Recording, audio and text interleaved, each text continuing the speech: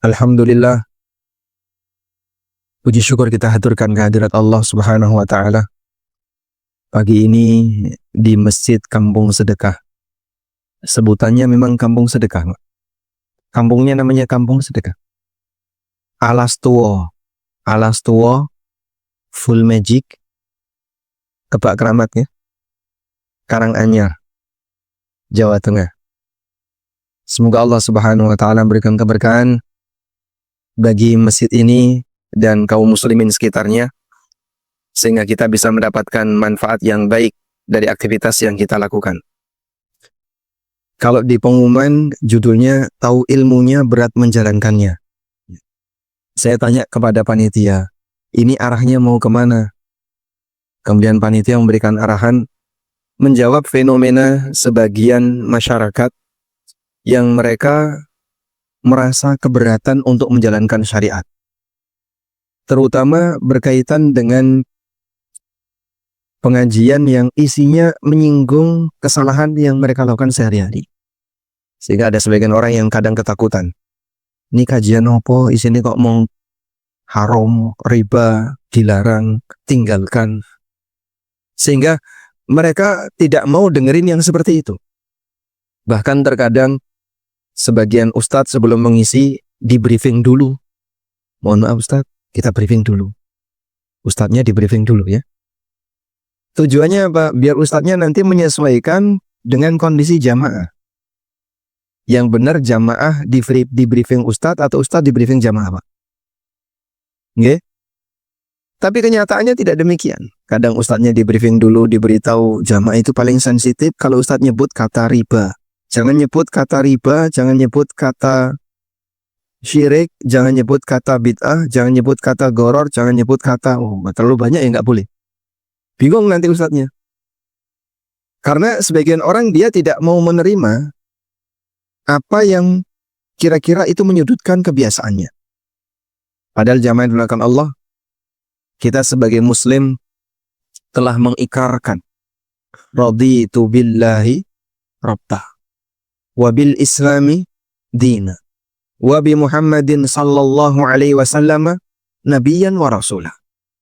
Aku ridha Allah Subhanahu wa Ta'ala sebagai Rabbku. Konsekuensi ketika kita ridha Allah sebagai Rabb kita adalah kita mengakui bahwasanya Allah lah satu-satunya yang menciptakan kita. Allah satu-satunya yang kita sembah. Dialah zat yang mengatur segala urusan kita. Dan kita ridho Islam sebagai agama kita, berarti kita harus menerima semua syariat yang ada di dalamnya. Tidak boleh kemudian pilih-pilih, ada syariat yang saya sukai dan ada syariat yang tidak saya sukai. Nggak boleh seperti itu. Bani Israel dikatakan oleh Allah Subhanahu wa Ta'ala dalam Al-Quran, yu'minuna bi ba'dil kitab wa yakfuruna bi ba'd. Mereka beriman kepada sebagian isi kitab dan mereka kufur kepada isi kitab yang lain. Tentu saja kita tidak boleh meniru seperti ini. Sebab kita wajib untuk menerima semuanya. Kullun min indi rabbina. Semuanya datang dari Allah Subhanahu wa Ta'ala. Karena itu Allah Subhanahu wa Ta'ala menyebutkan fenomena orang yang ketakutan untuk mendengarkan penjelasan yang Allah sampaikan dalam Al-Quran. Ada sebagian orang yang mereka itu nggak mau dengerin Quran karena takut kalau dengerin Quran nanti terpengaruh dengan Al-Quran. Sampai Allah Subhanahu wa Ta'ala sebutkan dalam Al-Quran, فَمَا لَهُمْ عَنِ التَّذْكِرَةِ مُعْرِضِينَ. Kenapa mereka berpaling dari peringatan Allah? كَأَنَّهُمْ هُمُرٌ مُسْتَنْفِرَةٌ. Perumpamaan mereka itu seperti keledai yang ketakutan. Ketakutan dari apa? Farrat min qaswarah. Ketakutan dari kejaran singa. Bapak Ibu, yang namanya zebra, yang dimaksud keledai di sini adalah keledai liar, yaitu zebra. Itu zebra, kalau dia lihat ada singa dari kejauhan, dia sudah lari terbirit-birit. Padahal singa itu belum ngejar dia. Tapi dia sudah lari karena melihat singa itu dari kejauhan. Itulah gambaran orang yang ketakutan terhadap kebenaran yang mau dia dengarkan. Baru lihat pengumuman. Ada kajian anti riba, kajian tentang halal haram, kajian menyinggung ini. Wah, kajian apaan ini? Isinya cuma menyalahkan. Baru lihat pengumuman dia sudah menghindar. Dia belum pernah mendengarkan. Dia belum pernah menyimak. Baru lihat judul, kadang dia sudah anti duluan. Sebab ada sebagian orang yang kadang alergi dengan yang seperti ini. Maka ini salah satu di antara bukti. Ada sebagian di antara hamba yang mereka ketakutan untuk mendengarkan sebagian aturan Allah karena mereka merasa tidak aman saat mereka ini mendengarkan tausiah yang menyudutkan kesalahannya. Makanya nyuwun sewu ada sebagian orang yang kadang kajian ini sing kula senengi nek lucu Mas.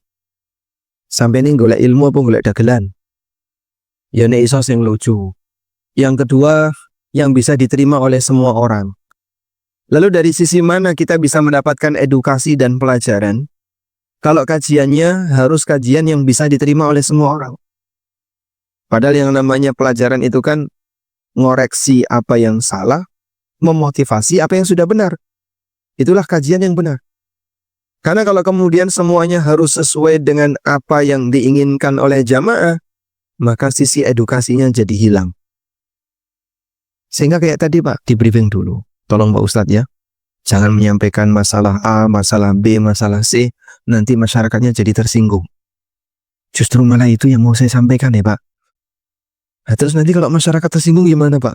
Yaitu salahnya takmir. Kenapa ngundang saya? Baik.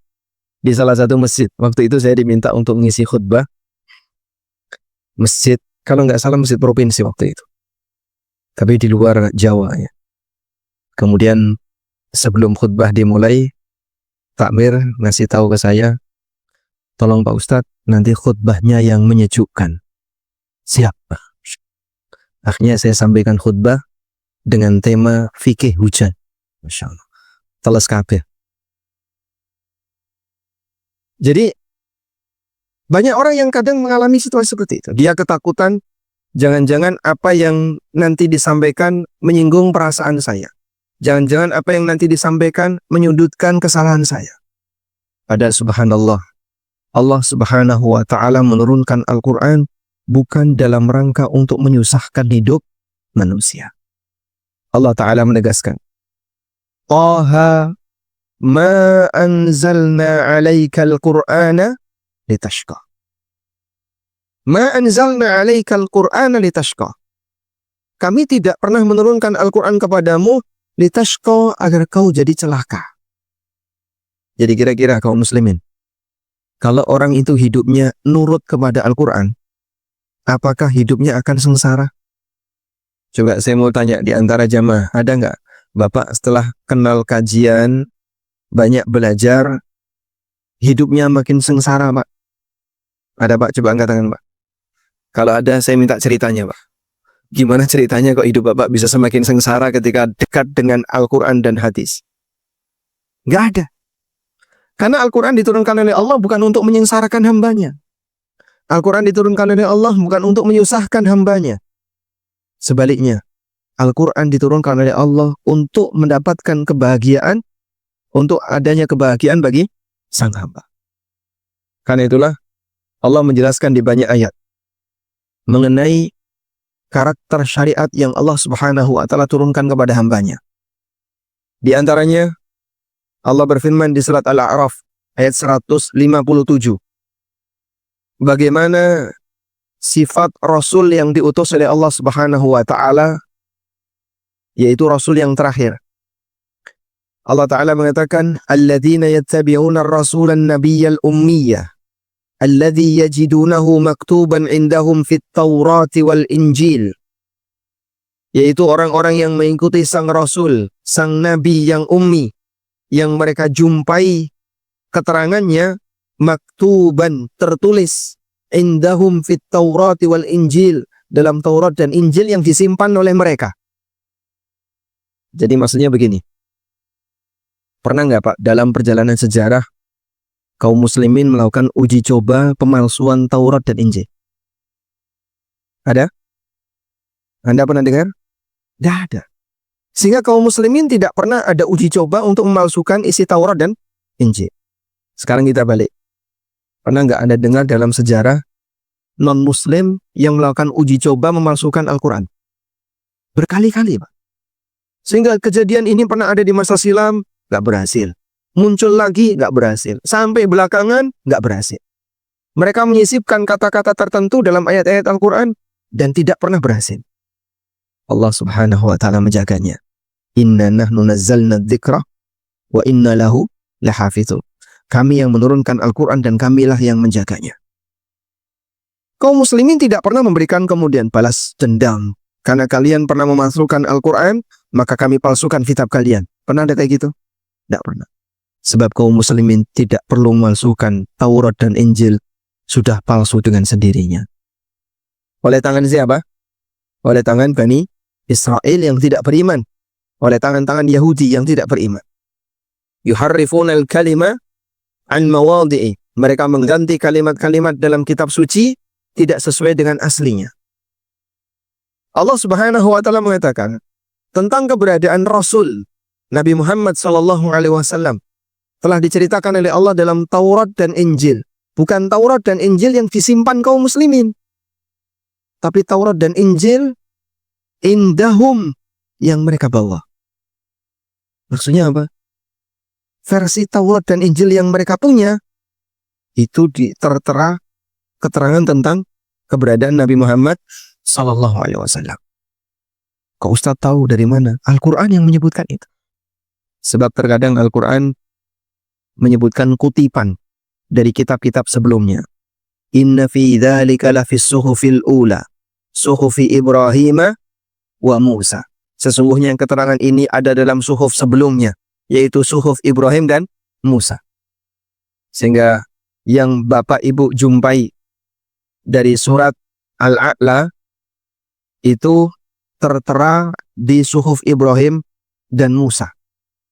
Baik, maka disinilah Allah subhanahu wa ta'ala menegaskan bahwa dalam Taurat dan Injil pernah ada keterangan tentang Nabi Muhammad SAW. Sehingga saat orang musyrikin Quraisy mereka bertanya kepada Yahudi. Yang Yahudi ini sudah membaca Taurat. Apakah Nabi terakhir yang pernah kalian baca dalam Taurat itu adalah Muhammad? Mereka berbohong dan mengatakan, bukan. Nabi terakhir nggak kayak gitu cirinya. Nabi terakhir itu cirinya seperti ini, seperti ini, seperti ini. Bohong. Padahal mereka tahu kalau Nabi terakhir itu adalah Nabi Muhammad SAW. Yahudi meyakini akan ada Nabi terakhir pasca Musa. Demikian pula Nasrani meyakini akan ada Nabi terakhir pasca Isa. Kalau bukan Nabi Muhammad SAW, siapa lagi? Dan sampai sekarang, mereka belum menetapkan siapa calon Nabi terakhir yang telah disinggung dalam Taurat dan Injil itu. Nabi itu akan muncul di akhir zaman, itulah Dajjal. Menurut versi Yahudi dan Nasrani. Makanya mereka mengikuti Dajjal karena diyakini sebagai Nabi terakhir seperti yang tertera dalam kitab-kitab suci yang mereka miliki. Baik. Bagaimana sifat Nabi Muhammad SAW yang termaktub dalam Taurat dan Injil itu? Kita lihat di sini. Allah mengatakan, ya'muruhum bil ma'ruf wa yanhahum 'anil munkar. Sifat Nabi SAW yang tertera dalam Taurat dan Injil. Beliau memerintahkan yang ma'ruf, melarang yang munkar. Wa yuhillu lahumut thayyibat wa yuharrimu 'alaihimul khaba'ith. Beliau menghalalkan yang baik dan mengharamkan yang khabith. Itulah sifat Nabi SAW dalam Taurat dan Injil. Wa yadau anhum israhum wal aglal allati kanat alaihim. Dan Nabi yang terakhir ini melepaskan belenggu dan rantai yang dulu menjadi kekang bagi mereka. Maksudnya apa, Pak? Untuk sifat yang terakhir tadi. Nabi yang terakhir yaitu Nabi Muhammad SAW, beliau melepaskan mereka dari belenggu dan rantai yang dulu menjadi kekang bagi mereka. Maksudnya adalah keringanan syariat yang dibawa Nabi Muhammad SAW. Karena syariat yang beliau bawa jauh lebih ringan dibandingkan dengan syariat yang pernah dialami oleh Bani Israel. Bagaimana syariat yang pernah dialami oleh Bani Israel? Mereka punya syariat yang jauh lebih berat dibandingkan kita. Di antaranya yang pertama, Bani Israel kalau berbuat syirik lalu mau tobat, syarat agar tobatnya diterima gimana, Pak? Harus Harus apa? Bunuh diri. Yang tepat bukan bunuh diri. Saling membunuh. Sehingga bukan seperti orang Jepang yang melakukan praktek harakiri ya. Dia menusuk dirinya sendiri, bukan. Tapi saling membunuh. Sekian ribu orang yang mereka menyembah patung pedet, patung anak sapi, dikumpulin oleh Musa. Dalam sebagian versi menyebutkan jumlahnya 70.000. Masya Allah. 70.000 pelaku syirik. Kok bisa Pak ya? Wallahu a'lam. Hati mereka begitu mudah berubah. Padahal itu hanya karena pengaruh satu orang. As-Samiri. Makanya jamaah, iman kalau dilawan dengan tekanan, maka akan semakin kuat. Tapi kalau iman dilawan dengan syubhat, bisa bubar. Bani Israel dijajah oleh Fir'aun itu selama puluhan tahun.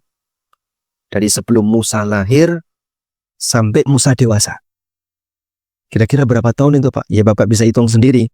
Dari mulai Musa sebelum lahir sampai Musa jadi nabi. Kan jadi nabi nggak mungkin usia 10 tahun ya, atau usia 20 tahun. Beliau jadi nabi di usia sekian puluh tahun. Bisa 30 tahun atau 40 tahun. Baik. Dari mulai Musa lahir sampai Musa jadi nabi, puluhan tahun. Bani Israel dijajah oleh Fir'aun. Dan iman Bani Israel tidak berubah. Mereka tetap mukmin. Tapi ketika Bani Israel dipengaruhi oleh As-Samiri, hanya butuh waktu 40 hari, mereka pindah agama. Jadi kira-kira mana yang lebih berbahaya? Tekanan orang kafir atau syubhat kaum muslimin? Syubhat orang yang mengaku muslim, tapi sebenarnya dia menyimpan bibit kemunafikan. Makanya penjajahan ideologi lebih berbahaya daripada penjajahan fisik. Kalau penjajahan fisik, orang mati masuk surga apabila dia beriman. Sehingga di kalangan Bani Israel yang dibantai oleh Fir'aun, di kalangan kaum muslimin yang dibantai oleh orang kafir, kalau dia mati dalam kondisi mukmin, mati syahid. Tapi kalau penjajahan ideologi, jika yang bersangkutan mati abadi di dalam neraka di yaumil qiyamah, itu yang berbahaya. Makanya Bapak Ibu yang dimuliakan Allah, kenapa fitnah Dajjal itu disebut sebagai fitnah yang paling besar? Karena Dajjal itu tidak menjajah fisik, tapi Dajjal menjajah pemikiran. Sehingga Dajjal mengajak orang untuk sesat. Bukan mengajak orang untuk, atau bukan dalam rangka untuk menghabisi orang lain. Dajjal tidak melakukan genosida. Tapi Dajjal melakukan pengubahan pemikiran. Bagaimana mereka bisa tersesat, kemudian mengakui dirinya sebagai Tuhan. Itulah yang diinginkan oleh Dajjal. Makanya diceritakan dalam hadis dari An-Nawas bin Sam'an ya.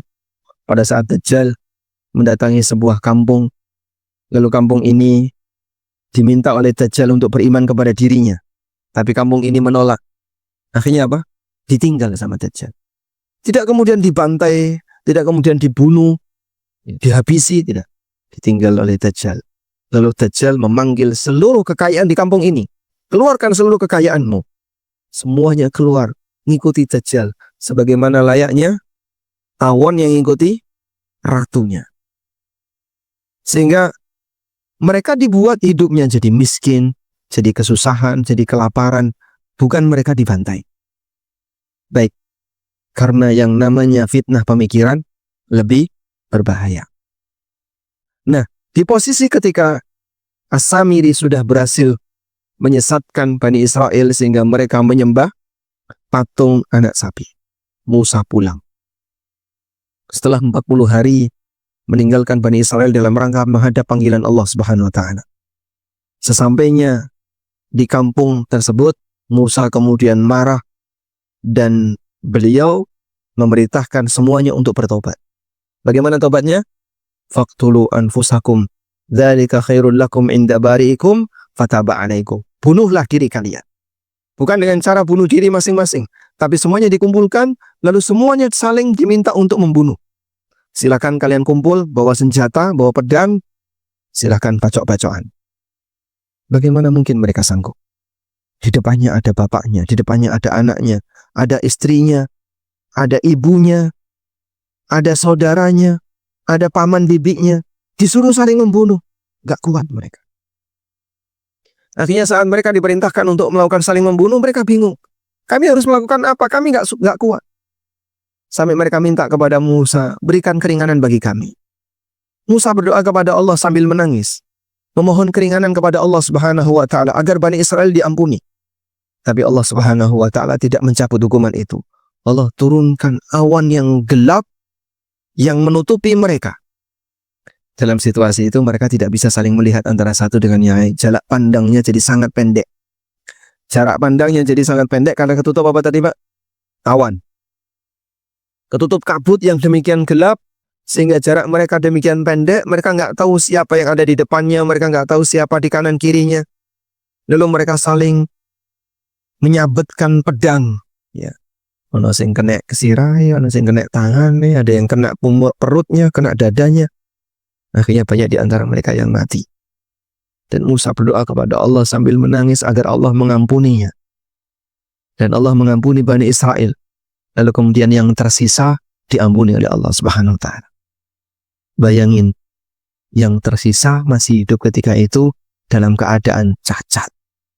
Mungkin ada yang putus tangannya, mungkin ada yang putus telinganya, mungkin ada yang ketusuk badannya, tapi dia masih hidup. Dan dia diampuni dalam keadaan cacat. Baik, dalam agama ini ada nggak Pak yang seperti itu, Pak? Walhamdulillah tidak ada. Sehingga kaum muslimin kalaupun pernah berbuat syirik, lalu mereka bertobat, silahkan Bapak bertobat. Mohon ampun kepada Allah. Urusan pribadi masing-masing. Nggak perlu diumumkan di depan masjid. Anda bisa mohon ampun. Mungkin ada di antara kita yang dulu sebelum kenal agama, barangkali pernah dolanan dukun, pernah main klenik, kadang sajian di tempat-tempat tertentu, apalagi nyuwun sewu nggih, sebelum panen biasanya ngapain Pak? Ya? Lamber. Kalau cara Jogja kan wiwitan nggih Pak. Sehingga dia sajian di pojok-pojok sawah, ini sebagai persembahan untuk Dewi Sri. Gimana ini? Yaitu kesyirikan. Nek sampai mati durung tobat, musibah besar. Karena dosa syirik itu kalau sampai dibawa mati, Allah nggak ridho pelakunya bisa masuk surga. Allah Ta'ala mengatakan, innahu may yusyrik billah faqad harramallahu alaihil jannah wa ma'wahun nar wa ma lidzalimina min ansar. Sapa wong sing nglakoni syirik, faqad harramallahu alaihil jannah, maka Allah haramkan dia masuk surga. Wong musyrik ra entuk mlebu surga. Kalau tempatnya tidak boleh di surga, di mana pilihannya? Wa ma'wahun nar, tempatnya di neraka abadi. Maka ingatkan, mungkin ada di antara saudara kita atau orang tua kita yang barangkali pernah melakukan praktek syirik seperti ini. Seperti misalnya ritual-ritual klenik, aneka perdukunan, kadang dia punya jimat, nyimpan-nyimpan benda-benda keramat, dan diyakini kalau ini akan punya kekuatan A, punya kekuatan B, dan seterusnya. Itu semuanya salah. Benda keramat yang punya kekuatan adalah ATM. Benar. Itu punya kekuatan nggak? Oh, tergantung isinya Pak kali itu Pak ya. Baik. Jadi dalam agama ini tidak ada kewajiban bagi mereka yang bertobat dari syirik, dia harus membunuh orang lain sesama pelaku syirik, tidak. Alhamdulillah, cukup dia mohon ampun kepada Allah, bertobat kepada Allah, menyesali perbuatan yang dia lakukan di masa silam, semoga Allah ampuni dosanya. Bani Israel, kalau mereka misalnya pakaiannya terkena najis, maka kewajibannya apa Pak? Dipotong. Sehingga bukan dicuci, tapi digunting. Bayangin, ada orang pakai celana bolong-bolong. Kenapa? Ini pernah kena najis, dipotong. Pernah kena najis, dipotong. Dalam agama kita ada nggak Pak? Tidak ada. Sehingga kalaupun barang kita kena najis, cukup dicuci, bisa dipakai kembali. Sehingga syariat ini dimudahkan oleh Allah bagi para penganutnya. Dikatakan dalam ayat ini, wa yadau anhum israhum wal aghlal allati kanat alaihim. Nabi Muhammad SAW melepaskan belenggu dan beban berat yang dulu menjadi kewajiban mereka. Sekarang itu sudah tidak ada. sehingga mereka diberi oleh Allah Subhanahu wa taala syariat yang jauh lebih mudah. Karena itulah Nabi Muhammad SAW pernah mengatakan, "Bu'istu bil hanifiyyati samha." Aku diutus oleh Allah dengan membawa ajaran Hanifiyah as-samha. Hanifiyah artinya ajaran yang condong kepada tauhid, as-samha artinya yang penuh dengan toleransi. Jadi Pak, Islam ini sudah gampang, sudah ajaran yang mudah, tapi jangan digampang nih.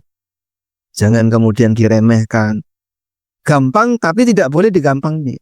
Digampang itu gimana Pak? Meremehkan. Sampai pada tingkatan mengurangi. Kalau sudah seperti ini dia melakukan pelanggaran.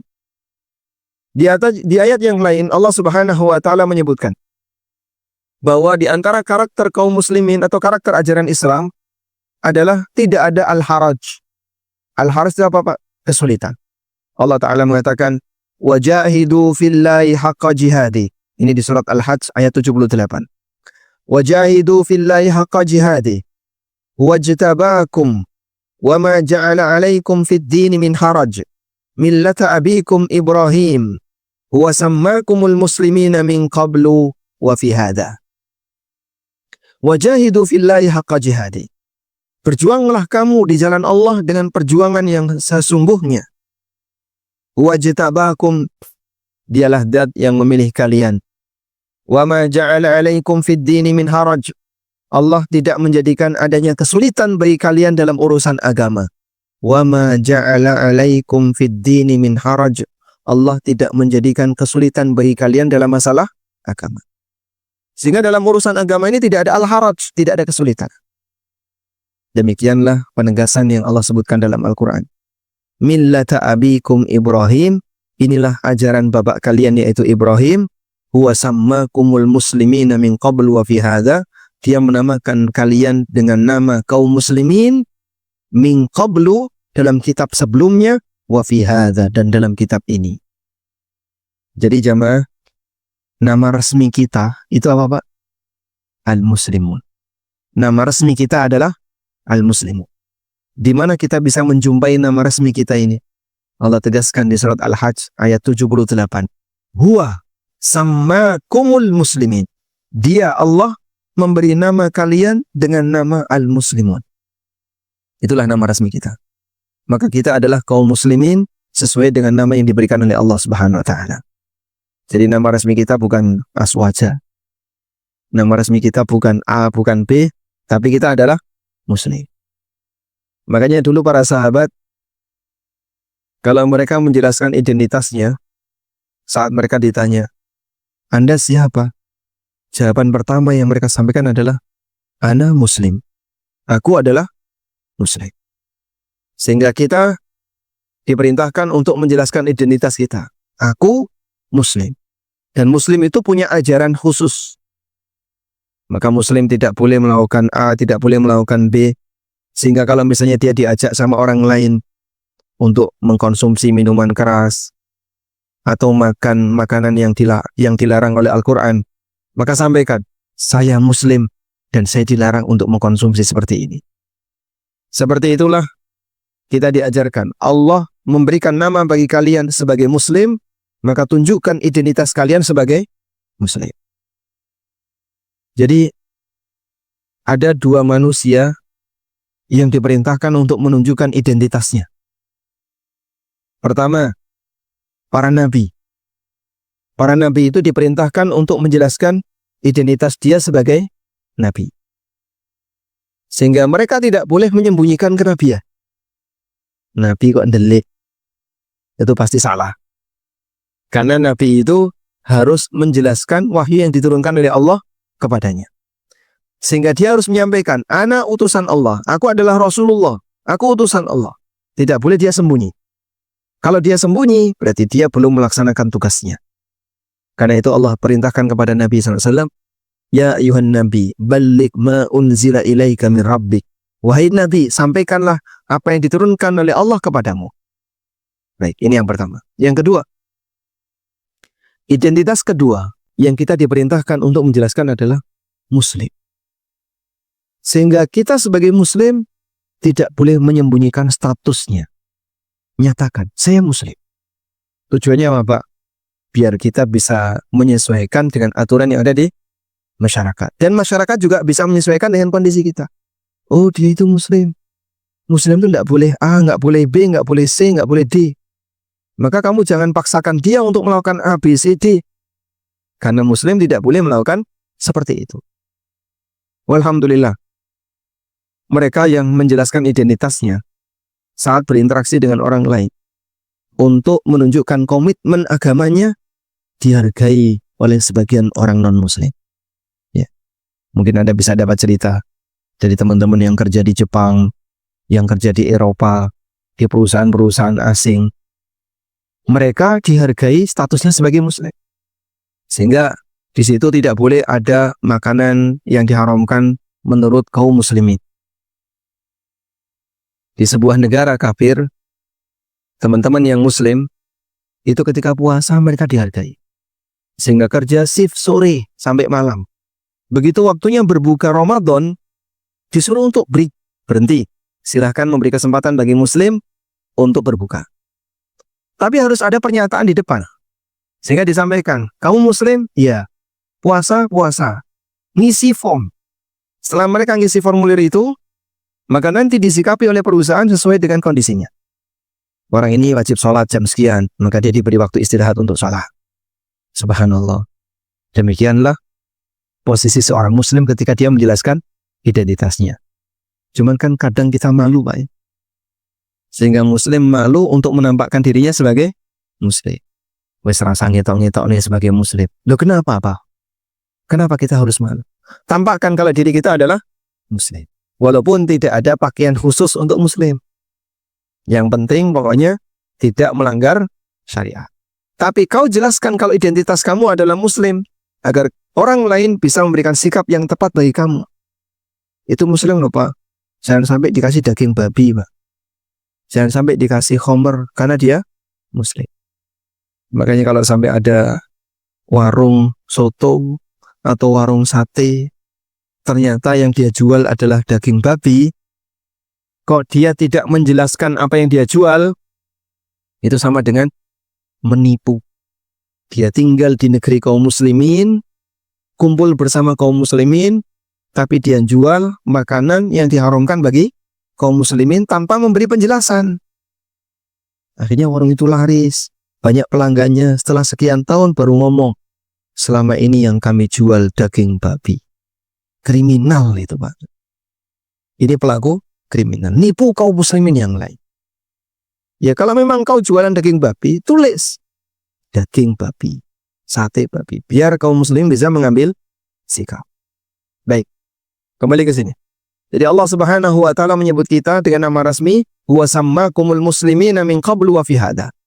Dialah yang menamakan kalian dengan nama muslim min qablu wa fi hada.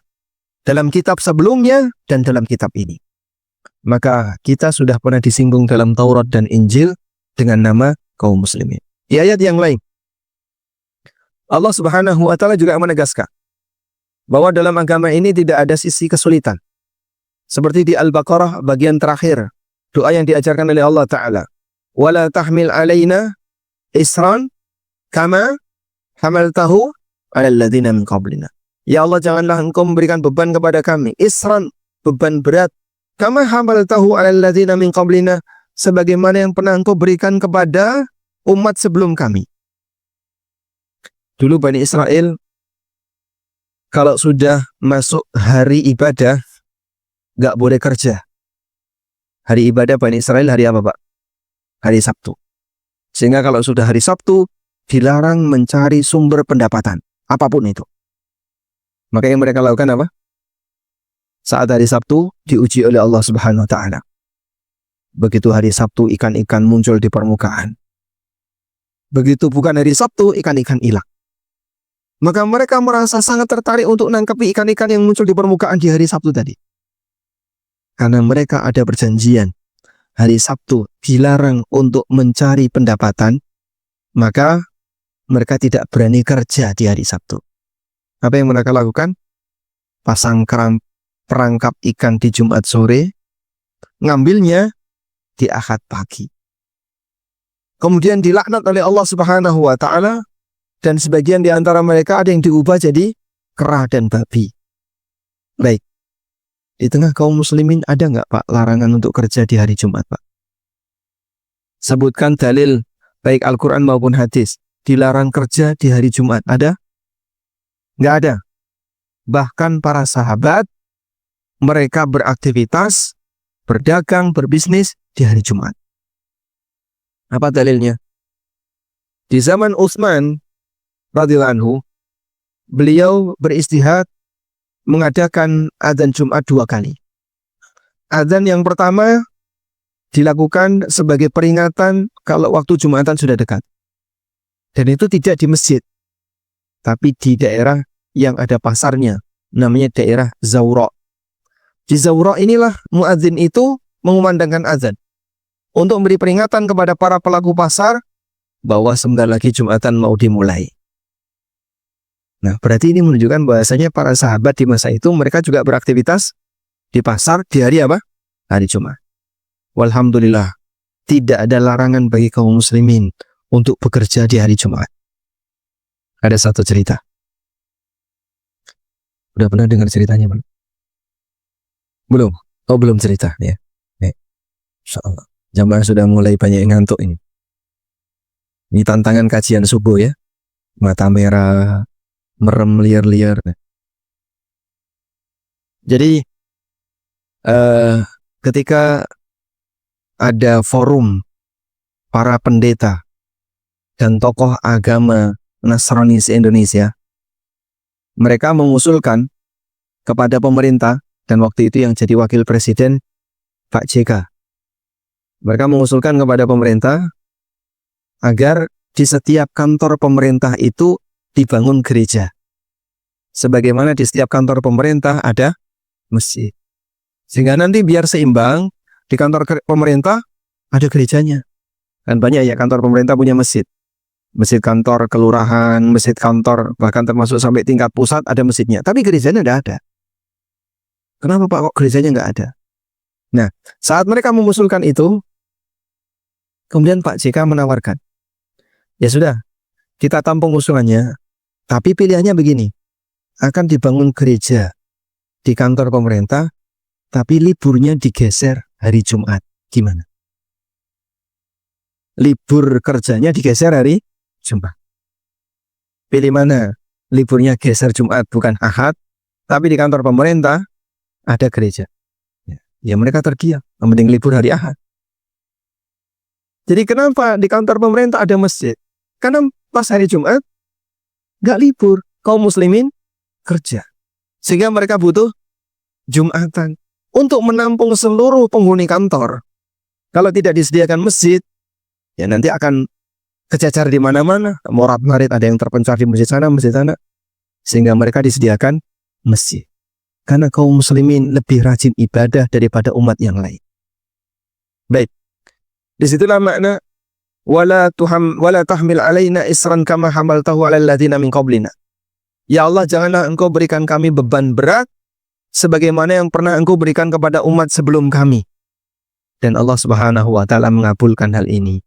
Sehingga kaum muslimin diizinkan untuk tetap kerja di hari Jumat, tidak sebagaimana umat masa silam. Kalau sudah masuk waktu ibadah, mereka tidak boleh kerja. Baik. Demikian pula kaum muslimin dimudahkan oleh Allah Subhanahu wa taala dalam aktivitasnya.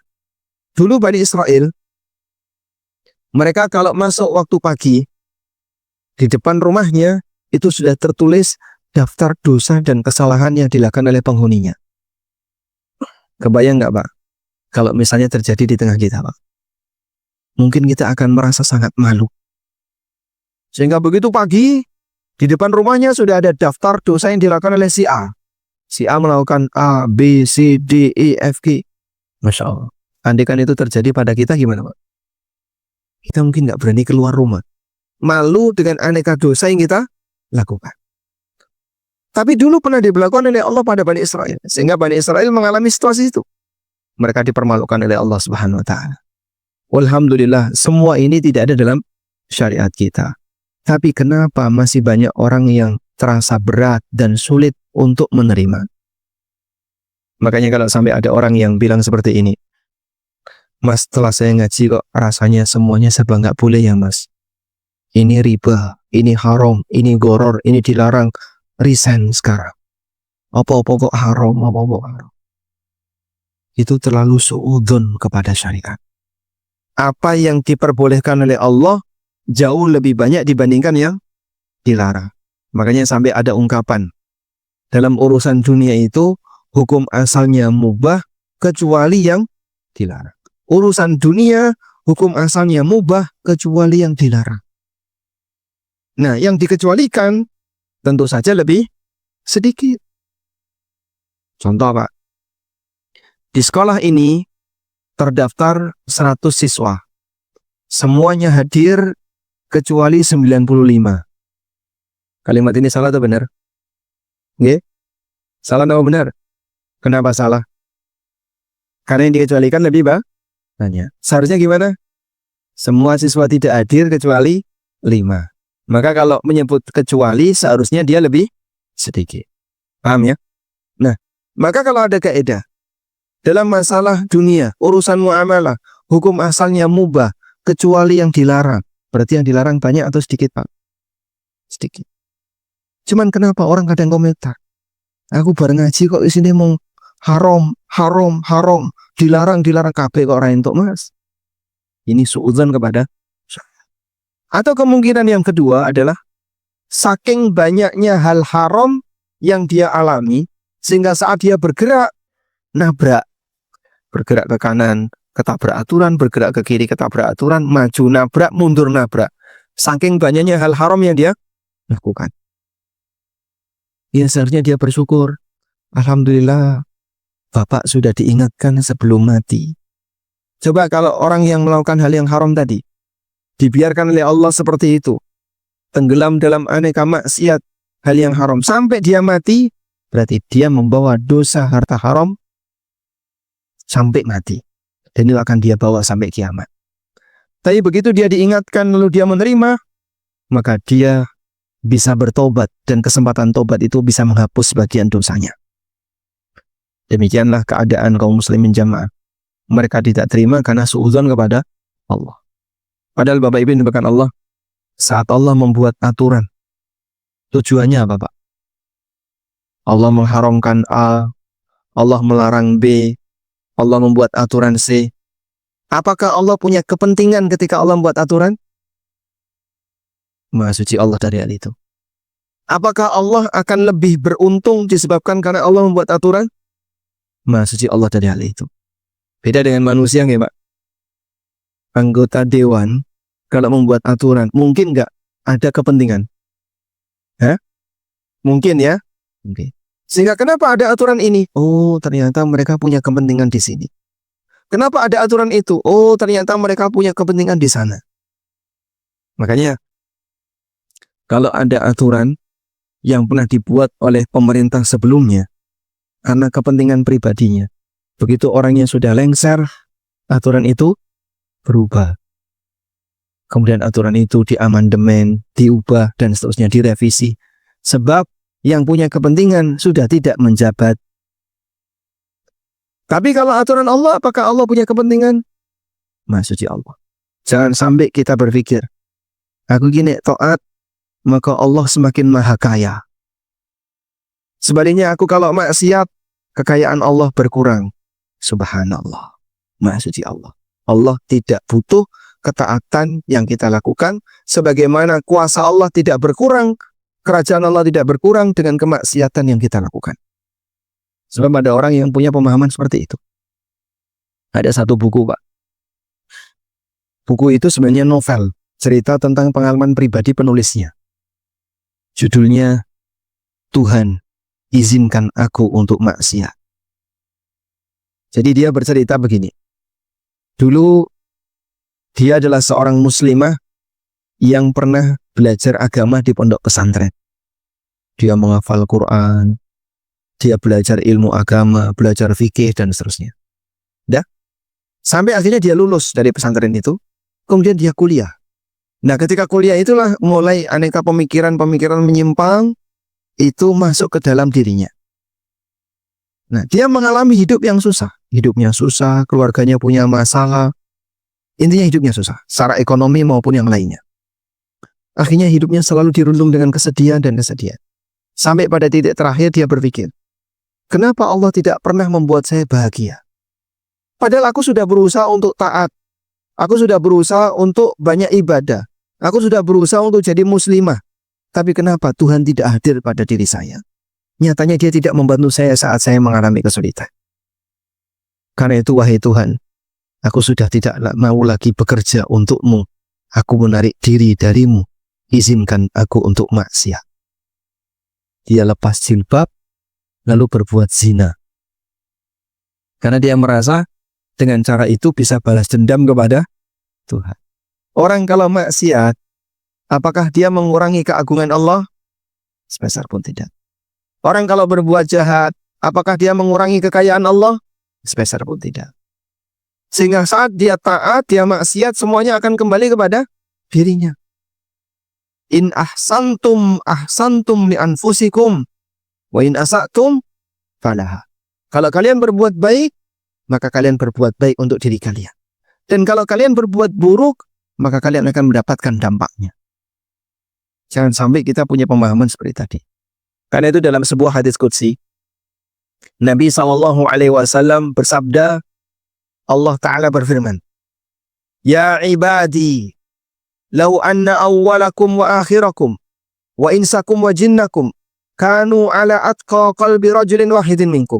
Wahai para hambaku, andaikan makhluk pertama sampai yang terakhir, jin dan manusia, semuanya menjadi makhluk yang paling bertakwa hatinya di antara kalian. Apa kata Allah? Ma zada dzalika fi mulki syai'a. Sebesar pun itu tidak menambah kerajaanku. Jadi andaikan kita semua, Pak, seperti Nabi Muhammad SAW.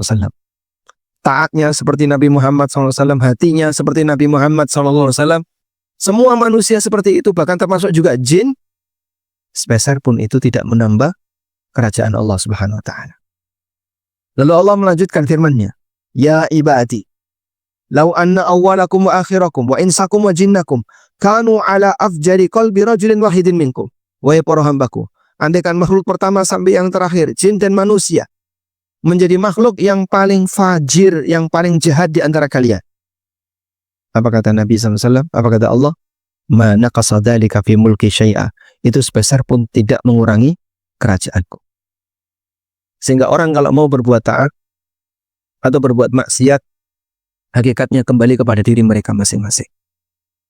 Karena itu jamaah, kalau sampai ada orang yang dia berpikir, apa-apa kok dilarang, ini suudzon kepada Allah. Padahal Allah mengatur itu tujuannya untuk kemaslahatan hamba dan Allah sama sekali tidak punya kepentingan. Cuman sebagian orang terkadang mereka keberatan untuk menerimanya. Baik, saya ajak Anda untuk melihat bagaimana perbandingan yang diberikan oleh Allah Subhanahu wa Ta'ala antara orang mukmin dengan orang munafik. Silakan dibuka firman Allah di akhir dari surat At-Taubah. Di surat At-Taubah ayat 124-125. Bagian akhir dari surat At-Taubah. Ketemu, Pak? Baik, yang ngantuk silakan dibuka mushafnya. Biar nggak ngantuk, lihat ke mushaf. Baik, masjid ini nggak ada kipas ya, Pak? Adanya angin jendela. Nah, alhamdulillah. Karena sejuk sehingga membuat jamaah adem, ayem, merem. Nah, tolong yang ngantuk dijawel sebelahnya ya. Allah Ta'ala berfirman, Wa idza ma unzilat suratun, ketika turun surat yang baru kepada Nabi SAW, faminhum may yaqulu, sebagian di antara mereka ada yang mengatakan, ayyukum zadathu hadhihi imana, siapa di antara kalian yang imannya bertambah? Fa ammal ladzina amanu fazadathum imanan wa hum yastabshirun, adapun orang yang beriman, maka iman mereka semakin bertambah dan mereka semakin berbahagia.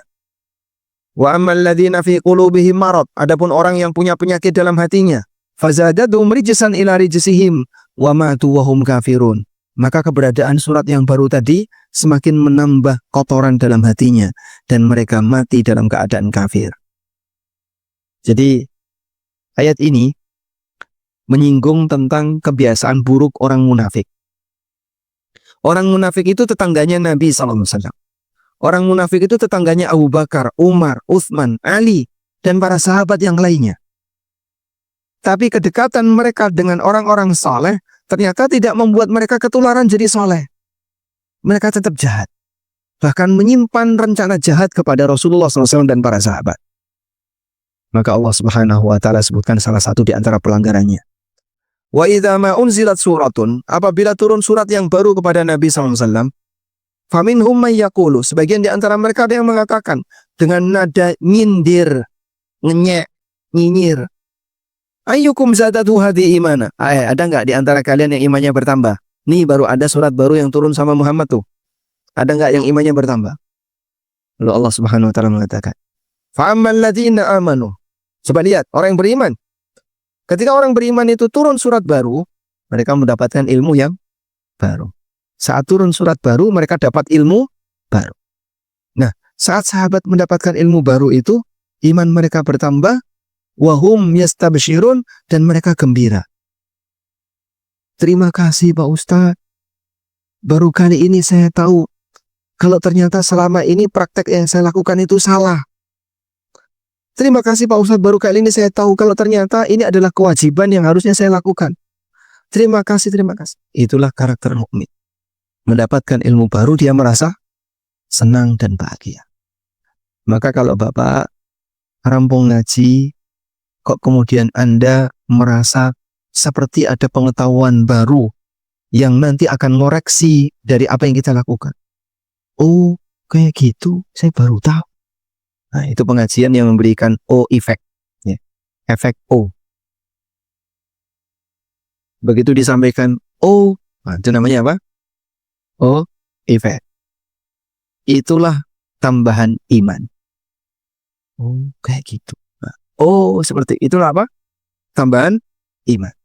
Ketika dia terima dan dia gembira, alhamdulillah, itu ilmu baru. Alhamdulillah, saya senang. Itulah iman yang bertambah.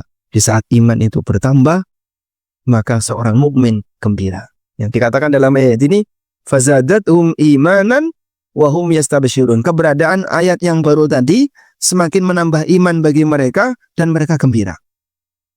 Wa ammal ladzina fi qulubihim marad.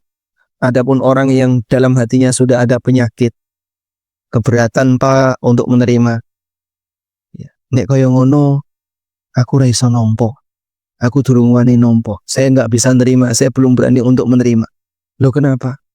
Loh itu kan praktek yang saya lakukan sehari-hari. Kok dikatakan salah, dikatakan dosa, dikatakan riba, dikatakan ini. Padahal itu praktek yang saya lakukan sehari-hari. Maka keberadaan ilmu baru tadi semakin menambah penyakit dalam hatinya. Dan yang bahaya, wa matu wa hum kafirun. Dia mati dalam kondisi kafir. Sehingga terkadang orang itu diingatkan, awas Pak, itu tidak boleh Pak. Sampai lagi sopo to Mas? Kok wani ngiling-ngiling no? Apa sampai lagi Tuhan kok suka menyalahkan perbuatan orang? Loh emangnya Tuhan suka menyalahkan perbuatan orang? Saya hanya menyampaikan apa yang ada dalam dalil. Masalah diterima atau tidak terserah Bapak. Tapi Bapak perlu ingat, kalau melakukan seperti ini berbahaya. Nganggu bris. Lungo, Mas. Sehingga dia nggak mau untuk mendengarkan seperti itu karena merasa dirinya terdesak. Di saat itulah hatinya makin kotor. Maka Bapak Ibu, baterainya habis. Oh ya, baterainya. Maka disinilah kata kunci agar kita bisa semakin menambah iman saat kita belajar. Berusahalah untuk berlatih. Menerima kebenaran apapun yang kita dapatkan. Walaupun bisa jadi kebenaran itu bertentangan dengan apa yang kita lakukan sehari-hari. Wallahu a'lam. Mungkin itu yang bisa kita sampaikan sebagai pengantar. Sekarang jam 6 kurang 12 menit. Terus pripun nih? Mau sarapan di sini atau sarapan di luar? Baik, kita berikan sisa waktu sampai jam 6. Barangkali jamaah ada yang mau menyampaikan sesuatu, kami persilahkan. Wassalamualaikum. Monggo, Bos. Waalaikumsalam warahmatullahi wabarakatuh. Itu bisa dinyalakan, Pak? Atau mau diganti baterai dulu? Monggo, antri dulu gimana? Ya, silakan.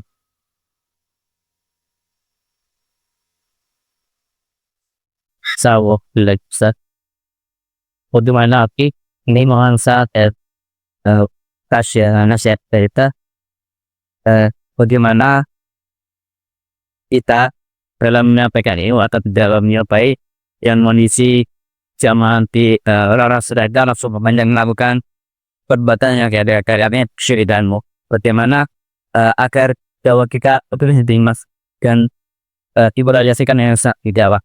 Yang pertama itu yang kedua sponsor yang ketiga di lembaga kami menawan berjamaah yang dimana kondisi jamaah kami itu masuk banyak yang terjerat bangkai atau sepeding atau kompetitif dari terana dan sekali. Kalau dia dari tongsi terbang tapi masih minim pemahaman. Kami melihat pegar karena dunia api dari dari zaman tersebut kerja pakaiannya yang dengan kondisi hari. Namun saya bagaimana cara kalian kalau kita sebut atau kalau kita sebut untuk mengatasi di jamaah kami yang terkena apakah didirikan penulisan di zaman atau dengan kompusan. Baik. Alhamdulillah. Nah, bagaimana caranya ketika kita ingin berdakwah di lingkungan yang penuh dengan praktek klenik, syirik, atau amalan yang tidak diajarkan Nabi Sallallahu Alaihi Wasallam? Ya memang ini salah satu di antara tantangan yang cukup berat ya. Karena ketika kita menyampaikan hal yang berbeda kepada orang lain, tentu saja mereka akan berusaha untuk menjaga jangan sampai yang kita sampaikan ini masuk ke mereka. Sehingga terkadang kajian durung mulai sudah dibubarkan ya. Itu contoh bagaimana mereka memproteksi apa yang mereka miliki sehingga mereka anggap kebenaran itu syubhat. Padahal sejatinya yang mereka lakukan itu adalah kesalahan yang dibungkus dengan syubhat. Mungkin sebagai cara yang pertama, pendekatan yang paling gampang adalah pendekatan melalui materi. Bagaimana Pak pendekatan melalui materi? Ya jadilah orang yang royal, suka memberi kepada masyarakat. Kalau tidak bisa mempengaruhi semuanya, minimal kita bisa menyelamatkan sebagian di antara mereka. Misalnya di sini Pak, praktek kliniknya banyak sekali Pak. Makanya daerahnya namanya Kebak Keramat. Ada hubungannya nggak Pak? Nggak ada ya? Oh nggak ada. Jadi itu ceritanya gimana kok sampai disebut Kebak Keramat? Nah, baik. Di sini Pak praktek kliniknya banyak sekali Pak. Kampung kami ini Masya Allah, nenggene sajen, kono sajen, kono sajen Pak. Di pohon ringin ini sajen. Nanti di mana lagi ada sajen. Banyak sekali sajen. Terus gimana? Ya sudah, coba. Mati juga. Baterainya habis juga. Oh habis.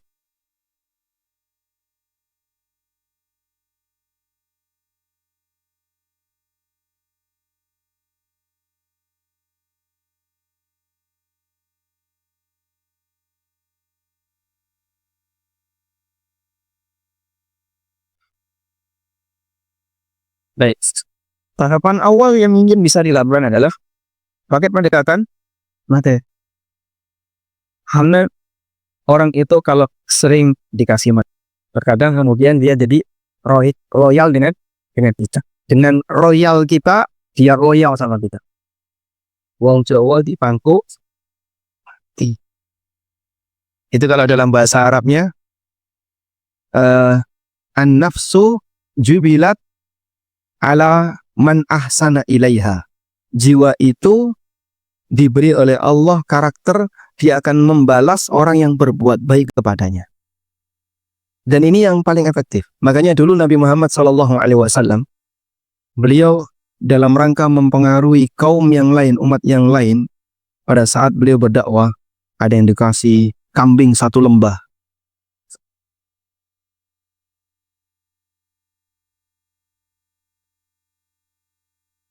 Ada yang dikasih kambing 1 lembah, ada yang dikasih sekian ratus onta, dan seterusnya. Sampai sebagian di antara mereka ketika mendapatkan hadiah itu, dia langsung pulang ke kampungnya, kemudian menyampaikan kepada masyarakatnya, ya qaumi aslimu, fa inna Muhammadan qad a'ta atiyatan lam yakhshal faqah. Wahai kaumku, masuklah kalian ke dalam Islam. Muhammad telah memberikan kepada kami pemberian yang menunjukkan kalau dia nggak takut miskin. Masya Allah. Ternyata jor-joran materi seperti itu bisa membuat hati seseorang jadi bergeser.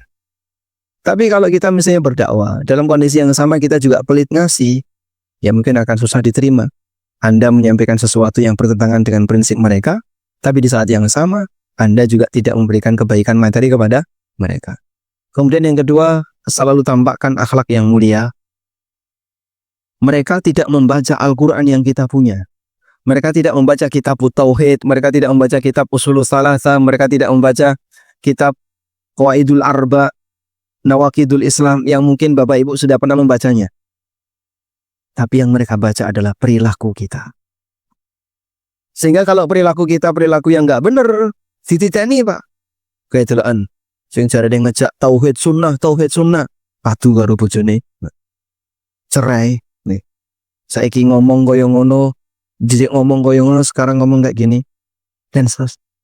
Akhirnya dakwah kita jadi tertolak gara-gara kita punya masalah keluarga atau kita punya masalah dengan karakter yang kita punya dan seterusnya. Karakter ini bisa menghalangi diterimanya kebenaran. Karena itulah Allah Subhanahu wa taala jadikan Nabi Muhammad SAW sebagai manusia yang akhlaknya paling mulia. Wa innaka la'ala khuluqin adzim. Sesungguhnya engkau Muhammad berada di akhlak yang paling agung. Allah mensifati akhlaknya Nabi SAW dengan sifat azim, sebagaimana Allah mensifati Arsy dengan azim. Baik. Kemudian yang kedua, bagaimana cara menangani korban bank tanpa ATM? Bank tanpa ATM itu bank apa Pak? Bank pelecit. Di berbagai daerah itu namanya beragam ya. Kalau di sini bank pelecit, di Jogja bank titil, di Pekalongan bank tongol, di daerah yang lain ada nama yang berbeda. Baik, intinya para rentenir, ya memang ini butuh kerjasama, sehingga tidak bisa diselesaikan oleh 1-2 orang, tapi diselesaikan secara komunal bersama. Kami dulu Pak pernah membuat upaya itu dengan cara seperti ini. Saya sampaikan kepada jamaah, Bapak Ibu kalau punya uang nganggur daripada di bank tidak termanfaatkan, silakan diutangkan ke kami. Nanti kita terbitkan surat utang. Nah, yang menjamin yayasan. Saya ada yayasan yang menerbitkan surat utang itu, kita berikan kepada kaum muslimin jamaah yang mau memberi utang. Ada yang ngasih utang 2 juta, ada yang ngasih utang sekian juta. Kita terbitkan surat utang. Sudah? Nah, dana utang ini setelah terkumpul, perjanjiannya kepada para jamaah, jangan ditarik kecuali sudah berumur 2 tahun. Jadi minimal 2 tahun. Tapi kalau utangnya hari ini diutangi, besok diambil ya podo wae Pak. Nggak bisa dimanfaatkan. Sehingga minimal umurnya 2 tahun. Nah, selama usia 2 tahun ini, kita perbantukan untuk kaum muslimin yang membutuhkan. Dalam rangka nutupi bank pelecit tadi Pak. Bank detail tadi. Si A punya utang sekian juta, tutup.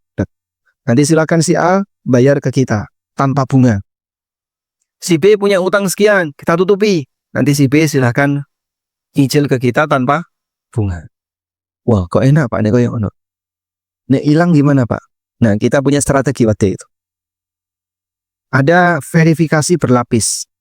Sehingga siapa yang berhak mendapatkan pinjaman tadi, kita gunakan verifikasi berlapis. Pertama, verifikasi model bank. Dengan melihat sumber penghasilan, tingkat kejujuran, dan seterusnya. Itu verifikasi model perbankan. Yang kedua, verifikasi yang kita selenggarakan sendiri.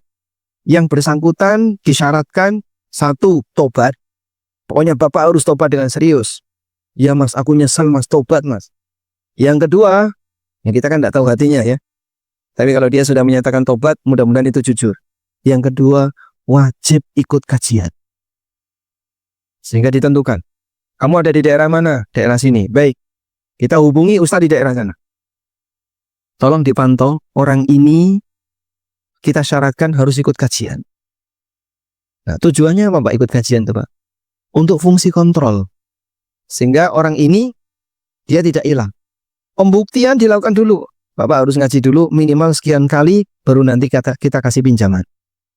Nah, setelah dia ngaji, terpaksa harus datang di pengajian, baru kita kasih pinjaman. Mudah-mudahan dengan dipaksa seperti ini, lama-lama dia berubah. Walhamdulillah Pak, saya dapat 1-2 nyantol. Dulu saya nggak pernah lihat wajah seperti ini. Ternyata beliau datang di kajian. Terus saya tanya, kenapa beliau? Oh, itu salah satu di antara orang yang dibantu. Alhamdulillah setelah utangnya lunas, dia juga sudah nyicil lunas, tetap nyantol ngaji. Alhamdulillah. Itulah salah satu pengaruh pendidikan.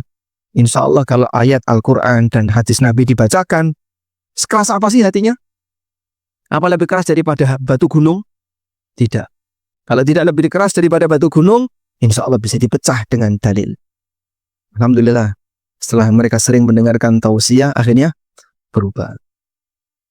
Tapi lama-kelamaan yang pinjam banyak sekali. Sehingga balik ya banyak. Sehingga akhirnya kita juga jadi kesulitan sendiri, capek, lembaga itu tutup. Tapi kami komitmen semua uang jamaah balik. Sehingga surat utang tadi semuanya balik. Kita kembalikan dengan zakat. Ya. Dengan kok bisa zakat Pak? Nutupi utang orang itu dengan menggunakan zakat. Jadi yang punya utang si A, ini uangnya si B, maka kita kembalikan ke si B dengan dana zakat. Karena salah satu di antara yang berhak untuk dapat zakat adalah gharimi, orang yang terlilit utang. Wallahu a'lam. Monggo. Mau pakai ini? Baik. Boleh. Yes. Ini yang terakhir, monggo langsung. Waalaikumsalam warahmatullahi wabarakatuh. Terkait dengan khutbah akhir apa tertarik pula itu karena ada inamoda dari sabuku bisa nanti dan ternyata mangku sama dasar tapi kemudian akan dua itu tas sebagai apa perlu membaca di Barakallahu fiik.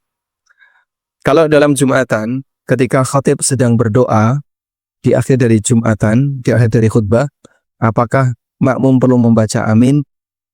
Boleh membaca amin, tapi pelan. Sehingga aminnya makmum tidak boleh dikeraskan. Dia baca amin dengan pelan. Wallahu a'lam. Walhamdulillahirabbil alamin. Baik.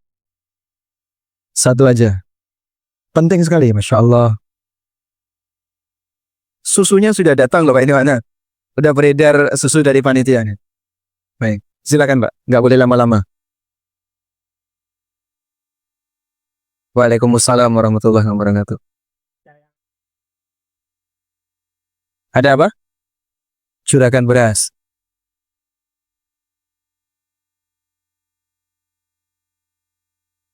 yang mau ilarahan pertanyaan yang negari kemudian sudah begasku tapi ini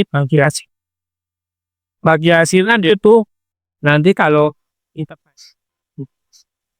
Ya, ditebas, dijual borongan.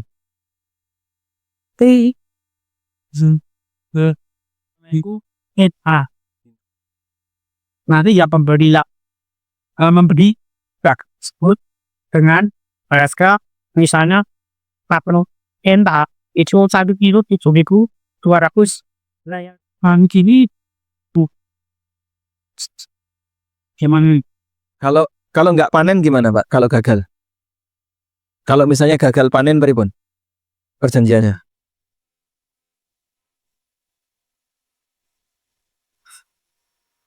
Hasil. Kalau misalnya gagal panen, hasilnya kurang dari nilai sewa tanah, apa yang dilakukan oleh petani?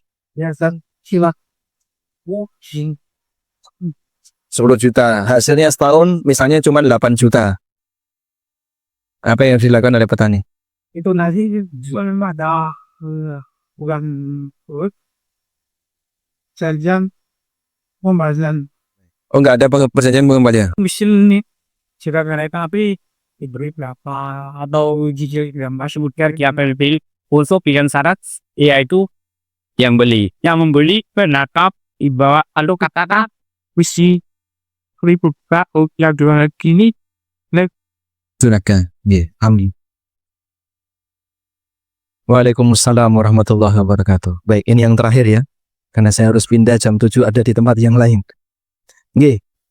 Jika kondisinya seperti ini, Pak. Berarti yang bersangkutan memberi utang dengan syarat hasilnya harus dijual ke dia. Ada hadis riwayat Abu Dawud, Imam Ahmad dan yang lainnya. Dari sahabat Abdullah bin Amr bin As. Beliau mengatakan, Nabi SAW bersabda, La yahillu salafun wa bai'. Tidak halal utang digabung dengan jual beli. Tidak halal utang digabung dengan jual beli. Maknanya adalah ada orang melakukan transaksi utang piutang, tapi disyaratkan saya mau ngasih utang ke kamu, syaratnya engkau nek kue panen wajib dijual ke saya. Nah ini di daerah pertanian, di daerah nelayan ini banyak sekali, Pak. Saya asli Lamongan, rumah saya dengan laut 200 meter. Praktek seperti ini banyak. Sehingga para nelayan dikasih utang 5 juta, balik 5 juta. 10 juta, balik 10 juta. Nggak ada tambahan sepeser pun. Cuman syaratnya, engkau nek kue entok kepiting, atau cumi, atau hasil laut yang lainnya, seafood yang bisa dijual, wajib dijual ke saya. Kalau ketahuan dia jual ke tempat yang lain, misalnya dia jual ke pasar, ya wes, langsung diomeng, dimarahi, dan utangnya ditarik seketika. Nah ini sama dengan apa tadi? Mensyaratkan transaksi utang dengan jual beli, dan itu dilarang oleh Nabi Sallallahu Alaihi Wasallam karena ini termasuk salah satu pintu riba. Wallahu a'lam. Walhamdulillahirabbil alamin. Demikian yang bisa kita sampaikan. Semoga bermanfaat karena susu kedelainya sudah habis. Nah, maka kajian kita akhiri. Subhanakallahumma wa bihamdika asyhadu an la ilaha illa anta astaghfiruka wa atubu ilaik. Wassalamualaikum warahmatullahi wabarakatuh.